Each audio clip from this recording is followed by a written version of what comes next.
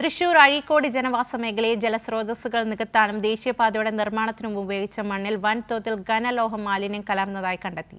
മലിനീകരണ നിയന്ത്രണ ബോർഡിന്റെ പരിശോധനയിലാണ് ഈ കണ്ടെത്തൽ.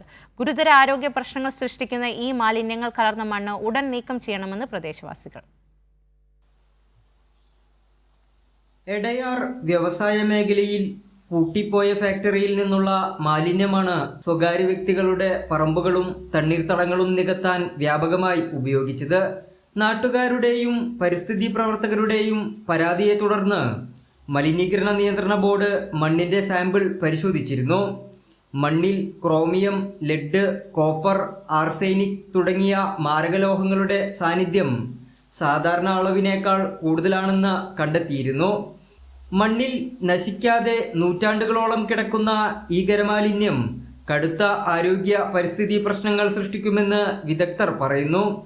മഴവെള്ളത്തിൽ ഒലിച്ചിറങ്ങി കിണറുകളിലും പുഴയിലും കലരുന്നതോടെ പ്രദേശത്തെ ഭൂഗർഭജലം 30 വർഷത്തോളം ഉപയോഗശൂന്യമാകും. കൃഷിയെയും മത്സ്യസമ്പത്തിനെയും പൂർണ്ണമായി നശിപ്പിക്കാൻ ഘനലോഹ മാലിന്യം വഴിവെക്കുമെന്നാണ് ആശങ്ക. കുട്ടികളിൽ ബുദ്ധിമാന്ദ്യം, പഠനവൈകല്യം, വൃക്ക, കരൾ തകരാർ, വിളർച്ച എന്നിവയ്ക്ക് ലെഡ് കാരണമാകുമെന്നാണ് പഠനം. ക്യാൻസർ സാധ്യത, തൊലിപ്പുറത്തെ അലർജി, വ്രണങ്ങൾ, ശ്വാസകോശ രോഗങ്ങൾ എന്നിവയ്ക്ക് ക്രോമിയം വഴിവെച്ചേക്കുമെന്നും ആശങ്കയുണ്ട്.